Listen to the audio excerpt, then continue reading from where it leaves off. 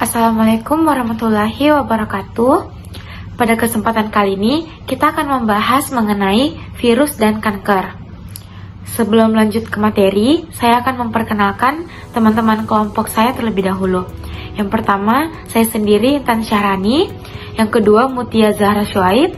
Yang ketiga, Raihana Abdul Razak. Dan yang keempat, Nur Eka Afniati.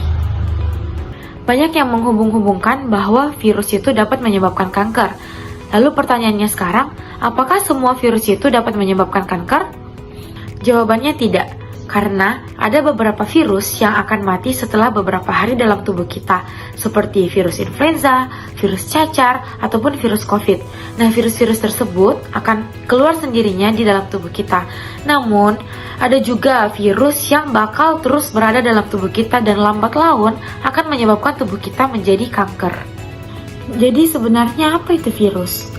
Nah, virus berasal dari bahasa Latin yang berarti racun karena umumnya menyebabkan penyakit. Virus merupakan organisme subseluler karena ukurannya sangat kecil dan hanya dapat dilihat dengan menggunakan mikroskop elektron. Untuk hidup, virus harus masuk dulu ke sel hidup seperti sel normal tubuh manusia. Virus bisa masuk melalui hidung dengan cara dihisap, mulut melalui makanan yang terkontaminasi, melalui jarum suntik, transfusi darah, senggama atau tindakan persetubuhan, dan berbagai cara masuk yang lain. Dan pola kehidupan yang sehat, bersih, dapat menjadi tameng untuk mencegah infeksi ini. Jadi setelah masuk ke dalam tubuh, virus mencari sel-sel mana yang akan disusupi tubuhnya dengan badan dia sendiri. Dia memilih sel-sel itu tergantung antena yang cocok. Jika sudah menemukan sel-sel dengan antena yang cocok, maka virus masuk ke dalam sel manusia. Begitu virus masuk ke dalam sel manusia, virus akan mengambil alih fungsi kontrol sel untuk berkembang biak dan memproduksi virus-virus baru. Nah, karena sifat itu, virus dapat mengubah dan merusak gen yang akan mengakibatkan kanker. Nah, virus-virus yang menyebabkan kanker itu namanya virus onkogenik. Kanker juga terbagi menjadi kanker ganas atau maligna yang dapat menyebar ke organ lain. Dan ada kanker jinak atau benigna yang pertumbuhannya itu terbatas. Lalu apa saja virus yang dapat menyebabkan kanker? Jadi, virus yang masuk ke tubuh dapat bereplikasi dengan menyerang sel dan mengubah susunan genetiknya sehingga meningkatkan risiko kanker. Beberapa virus penyebab kanker diantaranya yang pertama human papillomavirus, yang kedua hepatitis B dan hepatitis C, yang ketiga ada Epstein-Barr virus, yang keempat human herpes virus A, yang kelima human T-cell lymphotrophic virus 1, yang keenam Merkel cell polyomavirus, yang ketujuh human immunodeficiency virus. Nah, itu tadi 7 virus yang menyebabkan kanker. Selanjutnya kita akan bahas satu persatu virus tersebut. Baik, di sini saya akan melanjutkan penjelasan tentang beberapa virus yang dapat menyebabkan kanker. Yang pertama ada human papillomavirus atau biasa disingkat sebagai HPV. HPV menyerang kulit atau mukosa dengan memasuki retakan kecil di permukaan, bahkan yang tidak terlihat oleh mata. Begitu masuk, HPV menginfeksi sel epitel inang, mengelabui mereka untuk memproduksi virus baru. Dalam proses pergantian sel normal, sel yang terinfeksi dilepaskan dan melepaskan partikel virus. Kemudian pada slide selanjutnya kami paparkan sebuah gambar. Gambar ini menjelaskan proses infeksi human papillomavirus yang dapat menyebabkan kanker serviks. Infeksi dimulai ketika virus HPV masuk dan menginfeksi sel basal di lapisan epitel serviks. Setelah beberapa minggu, virus mulai bereplikasi di dalam sel epitel yang terinfeksi, menyebabkan perubahan pada struktur dan fungsi sel.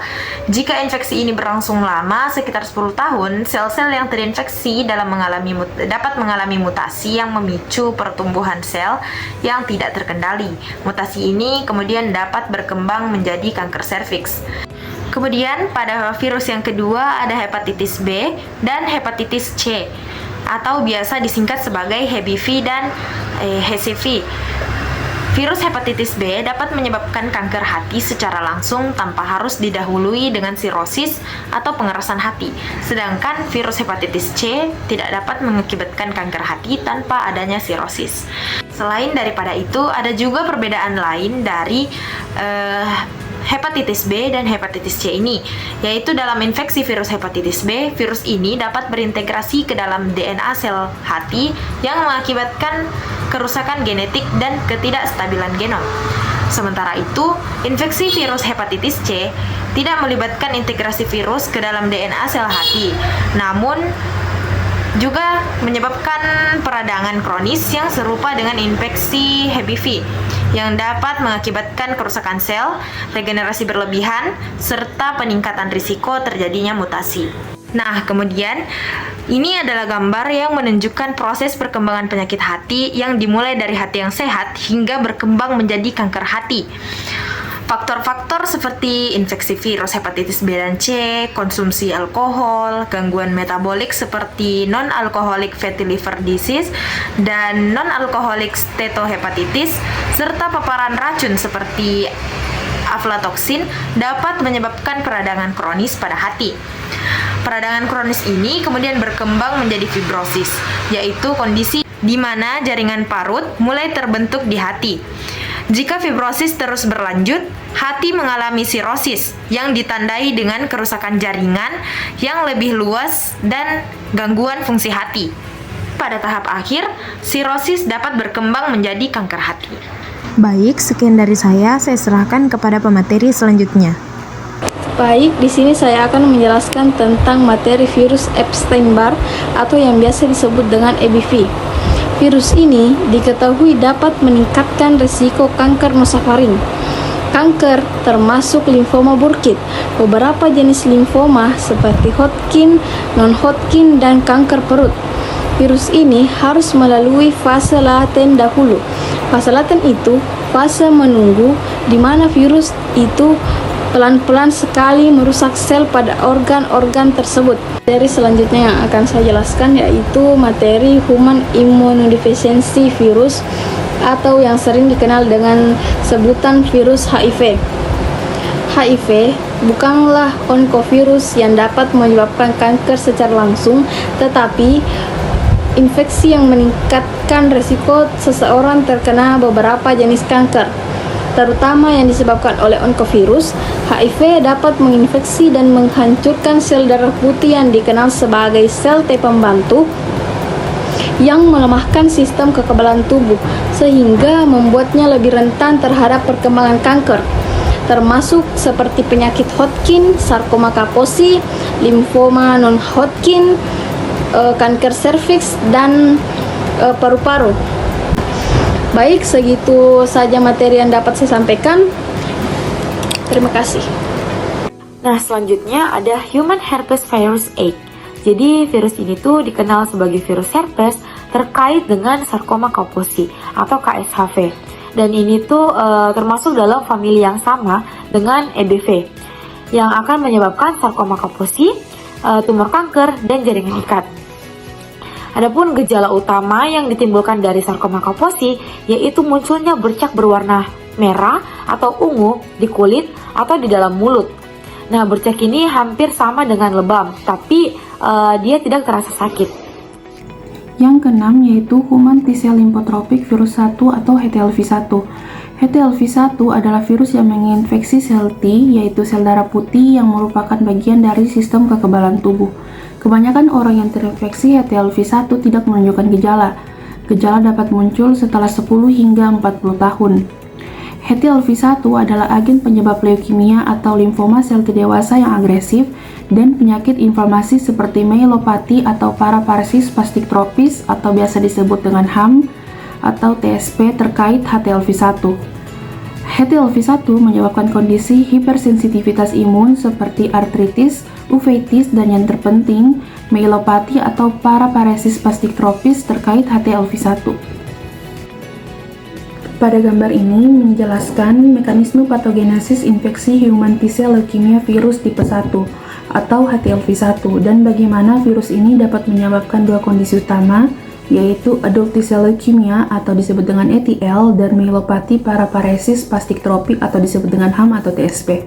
Infeksi HTLV-1 ini dimulai dengan masuknya virus ke dalam sel CD4+T yang kemudian mengalami immortalitas dan proliferasi akibat aksi protein viral seperti TAX. Mutasi somatik lebih lanjut dapat menyebabkan transformasi seluler yang mengarah ke ETL, bentuk leukemia agresif. Di sisi lain, jika imun terlebih dahulu merespon infeksi, dapat terjadi peradangan dan kerusakan jaringan saraf yang menyebabkan HAM atau TSP.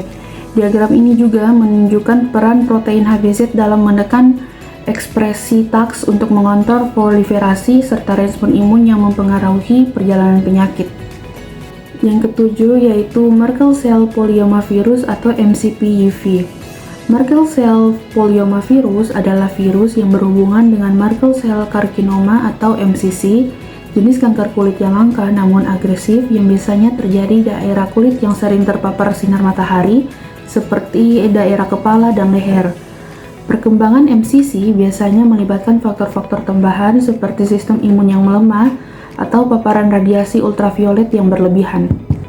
Pada gambar ini menjelaskan dua penyebab utama kanker Merkel atau Merkel Cell Carcinoma atau MCC, yaitu virus Merkel dan paparan sinar matahari. Sekitar 80% kasus MCC disebabkan oleh infeksi Merkel virus yang dapat menghindari sistem imun melalui protein virus tertentu. Sedangkan 20% kasus lainnya dipicu oleh sinar matahari yang menyebabkan mutasi akibat radiasi UV, sehingga memungkinkan sel kanker menghindari sistem imun. Kedua faktor ini dapat memicu perkembangan tumor MCC, seperti yang ditunjukkan pada gambar di atas. Lalu, beberapa pencegahan yang dapat dilakukan adalah yang pertama vaksinasi, lalu yang kedua praktik seksual aman, tidak merokok, menjaga kebersihan, dan yang terakhir hidup sehat. Selanjutnya, beberapa pengobatan yang dapat dilakukan. Pengobatan infeksi virus penyebab kanker bervariasi tergantung pada jenis virus dan jenis kanker yang berkembang. Beberapa pilihan pengobatan meliputi yang pertama, terapi antivirus. Contoh, oseltamivir untuk flu, acyclovir untuk herpes, dan tenofovir untuk hepatitis B. Yang kedua, pembedahan. Contoh, mastektomi dan hepatektomi. Yang ketiga, kemoterapi. Contoh, doxorubicin, cisplatin, dan paclitaxel. Yang keempat, radioterapi. Contoh, sinar X dan proton beam terapi. Dan yang kelima dan yang terakhir, imunoterapi. Adapun kesimpulan dari materi yang telah kami bawakan, jadi beberapa jenis virus yang disebut virus onkogenik dapat meningkatkan risiko terjadinya kanker. Contohnya adalah HPV sebagai penyebab kanker serviks, virus hepatitis B dan C penyebab kanker hati, dan EBV terkait dengan beberapa jenis kanker seperti limfoma Burkitt. Namun, tidak semua orang yang terinfeksi virus onkogenik akan mengembangkan kanker. Vaksin tersedia untuk beberapa virus onkogenik seperti HPV dan HBV, dan vaksinasi dapat membantu mencegah kanker yang disebabkan oleh virus tersebut. Adapun pengobatan yang dapat diberikan seperti terapi antivirus, pembedahan, kemoterapi, radioterapi, dan imunoterapi. Baik, jadi itulah tadi materi-materi yang bisa kami bawakan mengenai virus dan kanker. Semoga materi yang kami bawakan tadi dapat dimengerti dan dipahami dengan baik. Sekian dari kami. Wassalamualaikum warahmatullahi wabarakatuh.